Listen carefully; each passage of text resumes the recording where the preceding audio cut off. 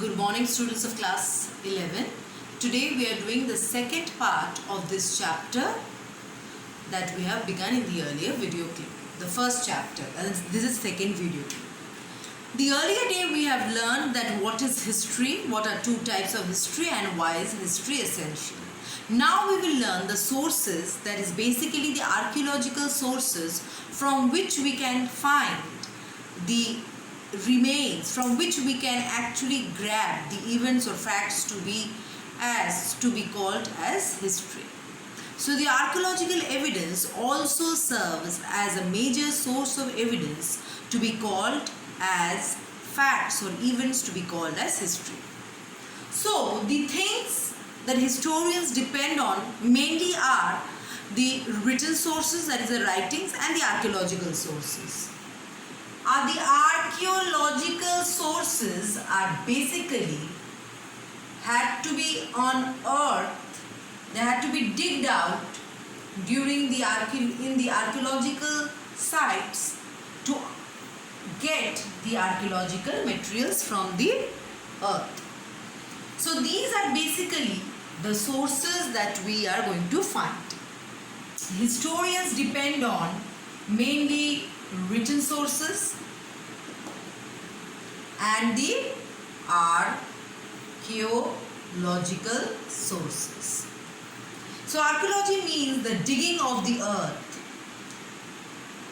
Without digging, you cannot find the sources. That can be fossil, that can be a tool, that can be of anything. That can be a written document also that has been put inside, that has been inside the earth for a long duration of time due to many reasons.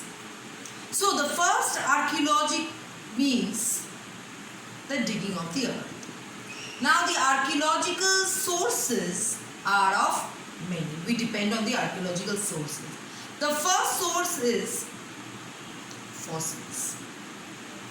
Fossils are remains of plants, animals that have gathered in the form of ash, that have accumulated in the form of ash or in the form of mud, and through many years this has been accumulated, the remains of plants and animals in the form of ash or mud, and many minerals also have accumulated over these specimens. And when these specimens are digged out from the earth, basically the ash or rubbish are cleared out and the actual shape of the original specimens are being carved out from these fossils. Fossils are an important source of archaeology. From these fossils we get to know what kind of plants existed about in that particular period, how the human structures were at that point of time, how the ladies were dressed, how the remains were given the notice of their dressing style, their armaments, and the animals also, what kind of animals existed at that particular period. By carbon dating, they get to know the period that they existed. After fossils, we will move on to the tools. The tools that are man-made is existing from stone, copper to iron age. These three ages are signified by the tools that man have made. Like pebbles, man have carved pebbles to make sharp weapons. This shows that how human beings were taking initiative and were motivating themselves to get their creative mind in making weapons or tools that they could use during their agricultural activities and hunting. Pebbles after pebbles, many machines like hand axe, chopper have also been made by human beings to be used in the form of a machine that can be used by them during agriculture, or by making, or can be used by them for many purposes that they needed at particular time.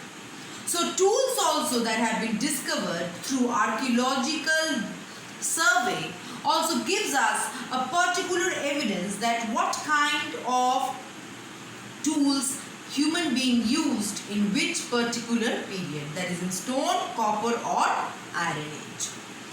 In this fossils and all those things, we can also get a note from the mounds. What are mounds?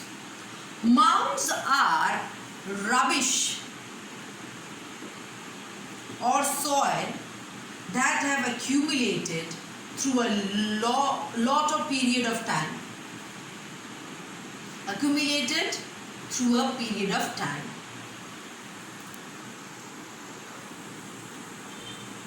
Through a lot of period of time. These are mounds. And this serves as a major archaeological site which gives us evidences on the humans and their animals. Because these are the remains which have accumulated through a lot of times, and this gives us a lot of information on humans and animals. After this mounds, we will move on to text. Many text gives us a lot of evidences on our archaeological site. Many stories or novels gives us a lot of information about an archaeological site that have been mentioned in that particular text, but it is actually an archaeological site. Now, another important thing is satellite imaging.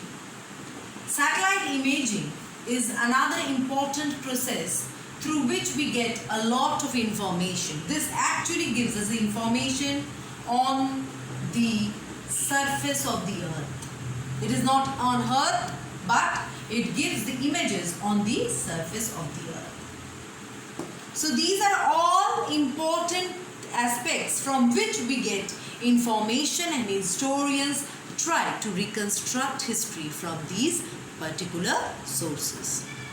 So we have studied today about fossil, mounds, tools, different types of tools that have been existing in that particular period, and satellite imaging and the reference of text from which we get a lot of names of the archaeological sites.